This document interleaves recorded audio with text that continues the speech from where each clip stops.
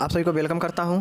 तो अब से लगातार जितना दिन हो 15-20 दिन हो 1 महीना हो, लगातार आपका टोटल चारों सब्जेक्ट का जो है शॉर्ट क्वेश्चन कंप्लीट कराने वाले हैं। तो मैं बता दूं आपको जो है 20 नंबर या 15 नंबर में आपको शॉर्ट क्वेश्चन पूछा जाएगा, जिसमें 5 दिया रहेगा, उसमें से 4 का जवाब आपको देना रहेगा। कोई भी 4 आता है उसमें से 4 का आपको जवाब देना रहेगा और वो 20 नंबर के रहेगा। तो ये बहुत बड़ा क्वेश्चन होता है 20 नंबर।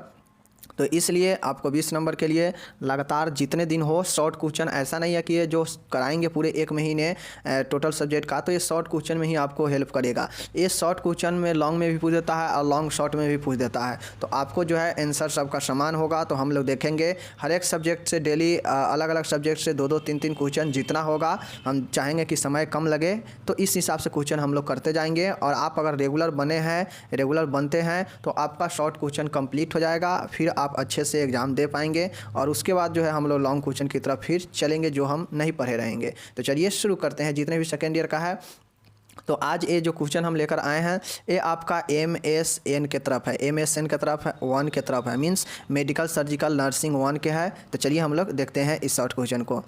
तो यहाँ पे मैं आप सभी को बता दूँ, यहाँ पे क्वेश्चन आपका बनता है और क्वेश्चन पूछा जाएगा कि औषधि प्रदान करे के विभिन्न मार्गों को बताएं। The main routes of administration of drug, मतलब ड्रग कितने कितने जगहों से कितने कितने मार्ग उससे दिया जाएगा, इसके बारे में बताना है। तो चलिए हम लोग देखते हैं ये क्वेश्चन कितने बार पूछा हुआ है, MSN 1 में भी और MSN 2 में भी। तो चलिए देख लेते हैं।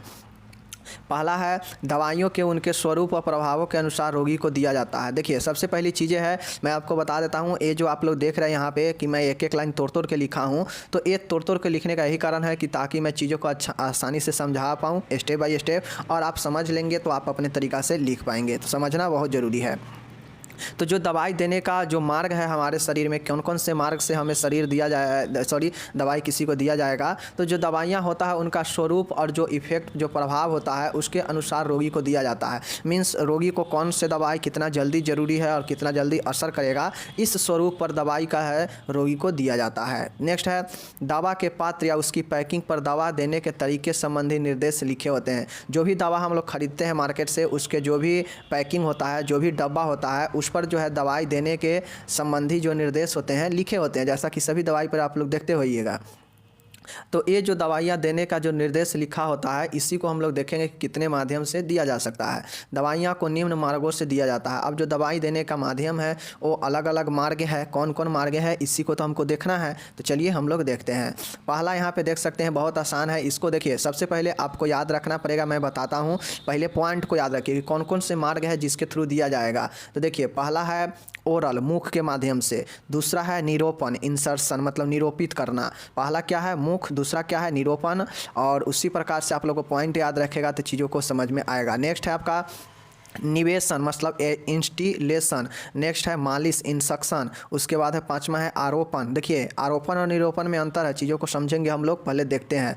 अब उसके बाद है छठा है यहाँ पे अंतःश्वसन, मतलब इनहेलेशन। और उसके बाद एक लास्ट बच जाता है कि एक मार्ग है टीका लगाना या अंतरेतर मार्ग, इसी को बोलते हैं पेरेंटल रूट। तो इस पेरेंटल रूट या इसको टीका लगाना हम लोग बोलते हैं।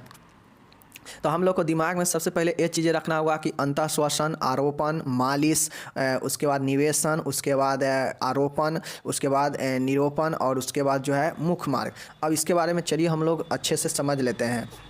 तो देखिए जो जो मुख मार्ग है, ओरल रूट जो होता है, ये ओरल रूट सबसे आसान होता है और यह सरल होता है, सुरक्षित होता है एवं समान मार्ग है। मुख मतलब मुंह के द्वारा दिया जाने वाला जो दवाइयाँ होता है, क्या होता है, आसान होता है, सरल होता है, सुरक्षित होता है और समान मार्ग होता है।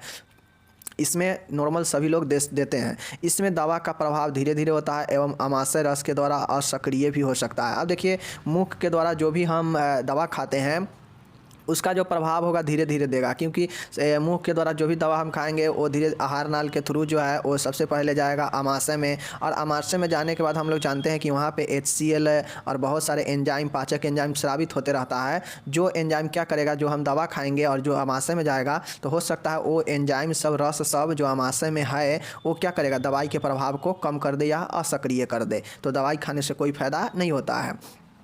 मुख में कड़वा लगता है एवं रोगी के मुंह की झिल्ली में उत्तेजना मतलब इरिटेशन हो सकता है। अब जो दवाई मुंह के द्वारा खाएंगे हो सकता है वो मुंह के में हमारा जो झिल्ली है गर्दन के पास में जो खाने को निगलने के लिए काम में आता है, तो वो झिल्ली में हो सकता है दवा लगने से मुख में इरिटेशन हो, उत्तेजना हो, तो ये कड़वा लग सकता है। तो ये सब चीज़ें जो है वो हो सकता है इफेक्टिव मुख मार्ग से। तो क्या चीज़ है, मुख मार्ग के दिया हुआ दवा क्या है, सरल, आसान और सुरक्षित होता है, बट इसका जो प्रभाव होगा धीरे धीरे होगा और जो आमाशय में पेट में जाएगा तो वहाँ के जो रस होगा इसे असक्रिय कर सकता है और मुख के द्वारा लिया गया दवा से जो है कड़वा लगेगा और रोगी के जो मुख का झिल्ली है उसमें इरिटेशन हो सकता है। ये इसका साइड इफेक्ट है।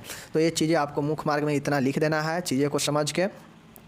दूसरा यहाँ पे है निरोपण। निरोपण मतलब होता है इंसर्शन, मतलब किसी चीज़ को इंसर्ट करना, निरोपण करना और उसमें लगाना। तो देखिए औषधि को शरीर के छिद्रों में प्रवेश कराना ही निरोपण कहलाता है। जैसे योनि एवं मलाशय में गुर्दावर्ती को प्रवेश कराना।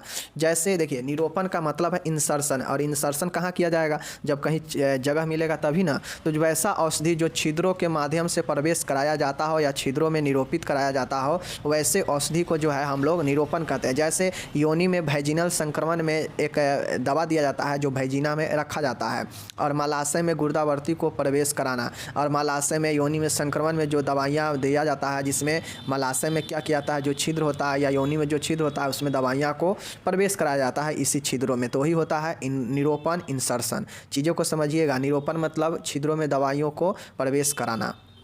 तीसरा है यहाँ पे देख सकते हैं, बहुत ही आसान है। क्या आसान है यहाँ पे कि इंस्टिलेशन, निवेशन, वो क्या था निरोपण, और दूसरा तीसरा क्या है निवेशन। निवेशन क्या है, तो तरल औषधि को बूंद बूंद करके शरीर के किसी गुहा में डालने को निवेशन कहते हैं। जैसे कान, नाक आदि में दवाई डालना। देखिए अब जो ड्रॉप वाला होता है ना, ड्रॉप वाला जो तरल होता है, जैसे आँख में डालिएगा, कान में आँख नहीं, कान हो गया, नाक हो गया, ये सब क्या होता है छिद्र होता है। कान में भी छिद्र है, नाक में भी छिद्र है। तो इस छिद्र में जो है बूंद बूंद करके क्या किया जाता है, ड्रॉप के द्वारा दवाइयाँ डाला जाता है, और यही क्या होता है इंस्टिलेशन होता है, मतलब निवेशन कराना। तो यही है कि औषधि को तरल के रूप में बूंद बूंद करके शरीर के गुहा, गुहा मतलब कैविटी, छिद्र जिसके द्वारा कुछ निकलता हो शरीर से बाहर, तो उसमें जो है बूंद बूंद करके दवाई डालना ही निवेशन कहलाता है। जैसे कान, नाक आदि में दवाइयाँ डालना। तो ये चीज़ें हैं, आपको ये पॉइंट याद रखिएगा ना तो याद हो जाएगा। चौथा क्या है, चौथा है कि मालिश करना, इनक्शन। इनक्शन क्या होता है, मालिश करना। अब हम देखिए कोई भी जैसे दाद खाद खुजली होता है, या हमारे कोई त्वचा पे इन्फेक्शन है, या हमारे हड्डी में दर्द है, तो ऊपर से क्या किया जाता है, मालिश किया जाता है मलहम का। तो वो सब क्या होता है, त्वचा पे मालिश करता है, त्वचा के सतहों पर, जिससे प्रभाव क्या होता है उत्पन्न होता है। जैसे अनुतेजक, प्रशासमक, प्रतिरोधी, दर्द वगैरह है या जो दाद खाद खुजली होता है तो उस समय जो है लगाया जाता है स्किन पर, और वो त्वचा पे ऊपरी सतह पर लगाता है, लेकिन उसका प्रभाव अंदर तक होता है। तो वही होता है मालिश के थ्रू। पांचवा है आरोपण। देख सकते हैं आरोपण मतलब इम्प्लीटेंशन, वो क्या था निरोपण था, इंस्टिलेशन, और यहाँ पे क्या है इम्प्लांटेशन। इम्प्लांटेशन मीन्स आरोपण करना। इसमें औषधियों को शरीर के ऊतकों में ठोस रूप में आरोपित किया जाता है। अब ये जो आरोपण होता है, निरोपण था तो उसमें क्या था, निरोपण मतलब जो है वो छिद्रों में, गुहाओं में दवाइयाँ को क्या करना, प्रवेश कराना। बट ये जो आरोपण है तो इसमें ठोस के रूप में जो है ऊतकों में प्रवेश कराया जाएगा, ऊतकों में आरोपित किया जाएगा। तो ये जो होता है आरोपण क्या होता है कि शरीर के जो ऊतक है उसमें ठोस के रूप में दवाइयाँ को आरोपित कराना आरोपण कहलाता है। ये चीज़ समझ गए। छठा है अंतः श्वसन, इनहेलेशन। अंतः श्वसन ये सब बहुत आसान है। अंतः श्वसन मतलब श्वसन के थ्रू जो दवाइयाँ दिया जाएगा श्वसन तंत्र के द्वारा, वही होता है अंतः श्वसन। जैसे औषधि का स्थानीय एवं तीव्र प्रभाव उत्पन्न होता है। जैसे अब किसी को दमा वाला पेशेंट है तो उसको क्या किया जाता है, श्वास से भाप वगैरह दिया जाता है, नेबुलाइजर में दवा डाल के जो है उनको श्वास दिलाया जाता है। जैसे दमा के रोगी को नेबुलाइजर द्वारा दवाई देना, बेहोश करने हेतु नाइट्रस ऑक्साइड देना। अब देखिए इनहेलेशन में चीज़ों को क्या किया जाता है, श्वसन तंत्र के थ्रू उसे स्मेल करा के या श्वसन के थ्रू वो अंदर लेता है दवाई के, जिससे वो प्रभाव करता है। तो हम लोग यहाँ पे 6 पॉइंट क्या देखे हैं, पहला ओरल देखे हैं, दूसरा हम लोग निरोपण मतलब इंस्टिलेशन देखे हैं, उसके बाद देखे हम लोग आरोपण देखे हैं, उसके बाद हम लोग अंतः श्वसन देखे हैं, उसके बाद हम लोग क्या देखे हैं, उसके बाद हम लोग जो है यहाँ पे देखे हैं कि गुहाओं में प्रविष्ट कराना। आप लोग को इसको याद रखना पड़ेगा। जैसे निवेशन, निवेशन आरोपण और निरोपण, आरोपित और निवेशन, ये 3 याद रखिएगा। आरोपण, निवेशन और निरोपण, ये 3 याद रखिएगा। तो उसके बाद थोड़ा जो है कम दिक्कत होगा, और एक है मालिश और एक है ओरल। ये आप 4-5 याद रखिए। और छठा है अंतःश्वसन, ये चीज़ें है। और सातवां है कि टीका लगाना या अंतरेतर मार्ग से औषधि देना। तो जो सातवां जो टाइप्स है औषधि देने का पैरेंटल रूट है टीका लगाना या अंतरेतर मार्ग, इसी मार्ग से जो है टीका वगैरह लगता है। जैसे अंतःपेशीय इंट्रामस्कुलर मांसपेशी में, और इसमें जो है ये इंजेक्शन होता है। ये इंजेक्शन के थ्रू जो जैसा कि वैक्सीन वगैरह जो होता है देखते होइएगा, इंजेक्शन के थ्रू जो है दिया जाता है, या कोई ऐसे इम्यूनिटी वाला देना हो, या कोई इंजेक्शन जो है ज़्यादातर जो है इसी पेरेंटल मार्ग के थ्रू ही लगता है, या कोई टीका वगैरह इसी सातवां पॉइंट से दिया जाता है। जैसे अंतःपेशीय मतलब मांसपेशी में देना होगा तो ये अंतःपेशीय का उपयोग किया जाएगा, जिसको आधा त्वचा के नीचे स्थित ऊतकों में, त्वचा के नीचे मतलब आधा त्वचा नीचे, त्वचा के नीचे अगर ऊतकों में देना होगा तो अर्ध स्वत्वचीय मतलब सब क्यूटेनियस में, जिसमें त्वचा के नीचे ऊतकों में दिया जाएगा। अंतः त्वचीय मतलब बाहरी त्वचा के नीचे, जब से त्वचा है, त्वचा का लेयर है, उस त्वचा के लेयर के नीचे जो है देना होगा, तो ये हम लोग अंतः त्वचीय में इसका उपयोग करेंगे। अब डी में है कि अंतःशिरीय इंट्रावेनस, अगर भेन में देना होगा तो इंट्रावेनस, और अगर स्पाइनल में देना होगा तो इंट्रा स्पाइनल में, मेरु गुहा में, अंतः मेरुरुज में देना होगा। तो उसके बाद अंतः अस्थि मतलब इंट्राकेस्निया, अस्थि में इंट्राओसियस, इंट्राओस्टियस मतलब अस्थि मज्जा में देना होगा तो इंट्राओसियस। अब एक है नेक्स्ट है आपका कि अंतः धमनीय मतलब इंट्रा आर्टियल, इंट्रा आर्टियल मतलब धमनी के थ्रू दिया जाएगा। और एक है इंट्रा पेरेंट्रल मतलब उदर गुहा में किसी क्षेत्र में। तो ये जो सातवां है बहुत आसान है, इंट्रावेन, इंट्राओसियस, इंट्रा आर्टियल, इंट्रा पेरेंट्रल, उसके बाद लिखिएगा कि इंट्रा स्पाइनल, इंट्रा सब क्यूटेनियस। तो ये सब अपने आप से लिख दीजिएगा सातवां स्टेप में, जो कि क्या था सातवां टीका देना या पेरेंटल रूट। तो ये 7 प्रकार से कौन कौन 7 प्रकार हम लोग लिखे हैं। ओरल हम लोग देखे हैं, उसके बाद हम लोग इंस्टिलेशन देखे हैं, इंस्टिलेशन मीन्स निरोपण देखे हैं, और निरोपण के बाद हम लोग आरोपण देखे हैं, और आरोपण के बाद हम लोग क्या देखे हैं, आरोपण के बाद निरोपण, आरोपण, और एक है हम लोग का एक था ओरल, एक था निरोपण, एक था ओरल, एक है अंतःश्वसीय, अंतःश्वसीय, और एक था मालिश, एक था क्या चीज़ मालिश, और एक अभी हम लोग देखे हैं पेरेंटल। तो इस प्रकार से आप कर के जो है सातों याद कर लीजिएगा तो आप चीज़ों को आसानी से लिख सकते हैं। अब हम लोग चलते हैं नेक्स्ट प्रश्न की तरफ। देखिए यहाँ पे क्वेश्चन पूछा गया था बेरियल मिल के ऊपर, 5 नंबर का एक क्वेश्चन है बेरियल मिल। देखिए कितना आसान है। बेरियल मिल होता क्या है, तो बेरियल मिल एक डायग्नोस्टिक टेस्ट है। देखिए बेरियल मिल जो है ना, बेरियल मिल, तो जो बेरियम मिल है यह एक प्रकार के क्या है, डायग्नोस्टिक टेस्ट है। यह एक प्रकार के टेस्ट किया जाता है जो इसोफेगस मतलब आहार नाल, पेट व छोटी आंत की असमानता पता लगाने के लिए एक्सरे इमेजिंग का इस्तेमाल करके किया जाता है। मीन्स देखिए बेरियल मिल एक डायग्नोस्टिक टेस्ट है जो इसोफेगस मतलब जो आहार नाल है हमारा, या जो पेट है, जो छोटी आंत है, उसमें कोई भी ऐसे प्रॉब्लम, कोई भी ऐसे असमान स्थिति को पता लगाने के लिए एक्सरे इमेजिंग का इस्तेमाल करके किया जाता है। मतलब समझिए कि बेरियम मिल के साथ में एक्सरे का जो है उपयोग किया जाता है इसोफेगस, पेट और छाती के असमानताओं को पता लगाने के लिए। उसके बाद है बेरियम मिल एक तरल पदार्थ होता है। चीज़ों को समझिए, बेरियम मिल एक तरल पदार्थ होता है जो रोगी को खाली पेट दिया जाता है, और खाली पेट देने के बाद जो है ये एक्सरे इमेजिंग किया जाता है इसोफेगस, पेट और छाती के असमानताओं को पता लगाने के लिए वह एक्सरे द्वारा उदर क्षेत्र एब्डोमिनल रीजन की इमेजिंग देखी जाती है। बेरियल मिल एक ऐसा तरल पदार्थ है जो खाली पेट पेशेंट को दिया जाता है, और उसके बाद जो है एक्सरे इमेजिंग किया जाता है, और एक्सरे इमेजिंग करके जितने भी एब्डोमिनल रीजन है जिसके अंतर्गत हमारा पेट आता है, छोटी आंत आता है, इसोफेगस है, इसको इमेजिंग करके देखा जाता है। तो यही चीज़ें होता है कि बेरियल मिल क्या करता है, चीज़ों को स्पष्ट और क्लियरिटी दिखाता है इस एक्सरे इमेजिंग में। तो इसीलिए जो है बेरियल मिल का उपयोग किया जाता है। तो चीज़ों को समझिए, ये भी क्वेश्चन कितना बार पूछा गया है। अब इसका इस्तेमाल कहाँ कहाँ किया जाता है, तो इसे निम्न स्थितियों में इस्तेमाल किया जाता है। जो बेरियम मिल होता है इसको अलग अलग तरीके से चीज़ों को इस्तेमाल किया जाता है। जैसे हाइटल हर्निया वाले जो भी पेशेंट होते हैं, तो हर्निया जो लोग पढ़े होंगे, हम लोग सेकेंड ईयर 21 से 22 वाला में जाकर देखिए प्ले लिस्ट में हर्निया को फुल डिटेल में चर्चा की है। 10 नंबर में पूछता है क्वेश्चन कि हाइटल हर्निया होता क्या है, लक्षण प्रबंध, नर्सिंग प्रबंध लिखे, तो हम ये कर चुके हैं। तो जिनका भी हर्निया होता है उनको जो है क्या किया जाता है, ये चेक करने के लिए किया जाता है। उसके बाद पेट में प्रदाह मतलब इन्फ्लामेशन या सूजन, तो पेट में सूजन होता है, उसके लिए बिरियन मिल दे के और एक्सरे इमेजिंग किया जाता है। उसके बाद JERD वाले पेशेंट में किया जाता है। उसके बाद अगर कोई अल्सर हुआ हो, छाले वगैरह पेट में हो, तो उसको देखने के लिए इसका उपयोग किया जाता है। तो आप लोग चीज़ों को समझ गए कि कहाँ उपयोग किया जाता है और किसके साथ किया जाता है बेरियम मिल का, तो ये चीज़ें हैं। अब हम लोग यहाँ पे चलते हैं। देखिए उस एक क्वेश्चन जो हम लोग देखने जा रहे हैं ना, ए वाला क्वेश्चन, ए वाला, ये अकेला 10 नंबर में पूछा गया है और इस क्वेश्चन में कोई दम नहीं है, लेकिन 10 नंबर में क्वेश्चन पूछा गया है।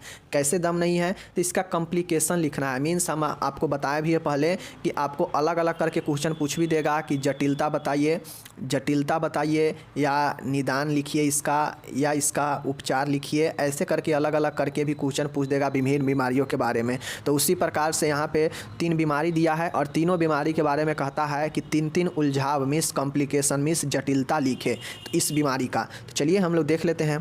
पहला है कि बर्न। देखिए बर्न वाले पेशेंट का जो है जटिलता कॉम्प्लिकेशन यहाँ पे बोल रहा है कि 3 जटिलता लिखे बर्न वाले जले हुए पेशेंट का। तो आप लोग जानते हैं जटिलता कब होता है? जब वो चीज़ें भयानक उसमें हो जाए तब जटिलता उत्पन्न होने का खतरा रहता है। तो देखिए जो पेशेंट जल जाता है भयानक रूप से, तो उसका जटिलता क्या होगा कि पेशेंट में जो है शॉक लग जाएगा, सदमा लग सकता है उसको। एक होगा कि उसका एक्यूट रीनल फेलुअर। हम लोग एक्यूट रीनल फेलुअर जब पढ़े थे तो वहाँ पे देखे थे कि जलने वाले इसका एक कारण देखे थे कि अत्यधिक जलना। तो जलने वाले पेशेंट को ये हो सकता है कि उसका किडनी जो है फेल हो सकता है अचानक, तो ये होता है एक्यूट रीनल फेलुअर जले हुए पेशेंट में। तीसरा है कि संक्रमण व सेप्सिस, जो अत्यधिक जल चुका है तो उसको बहुत ज़्यादा खतरा रहता है कि संक्रमण हो जाए या सेप्सिस हो सकता है। तो ये जो है 3 इसका जटिलता है कि सदमा लग जाएगा या किडनी फेल हो जाएगा अचानक, या संक्रमण या सेप्सिस तीव्र गति से उसको पकड़ सकता है जले हुए पेशेंट में। तो ये 3 लिख देना था। अब नेक्स्ट यहाँ पे है एक, यहाँ पे बीमारी के बारे में पूछा है कि डायबिटीज़ मेलाइटिस, इसका भी 3 जटिलता लिखना था। तो डायबिटीज़ मेलाइटिस मतलब होता है क्या चीज़? मधुमेह। देखिए 2 टाइप का होता है मधुमेह, टाइप 1 टाइप 2।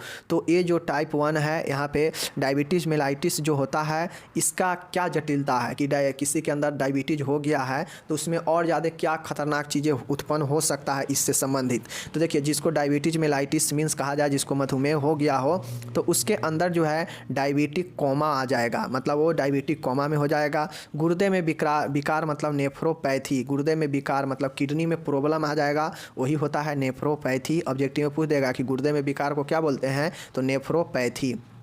तीसरा है कोरोनरी आर्टरी डिजीज। अब किसी को डायबिटीज़ है और इसका जटिलता ये भी होगा कि उसका जो कोरोनरी आर्टरी डिजीज है CAD वो हो सकता है, CAD कोरोनरी आर्टरी डिजीज उसमें हो सकता है डायबिटीज़ मेलाइटिस के जटिलता में। क्या क्या होगा? एक तो डायबिटीज़ कोमा हो जाएगा, एक होगा कि गुर्दे में विकार नेफ्रोपैथी, और एक होगा कि कोरोनरी आर्टरी डिजीज हो जाएगा, मीन्स हृदय से संबंधित डिजीज हो जाएगा डायबिटीज़ वाले पेशेंट के। ये 3 जटिलता।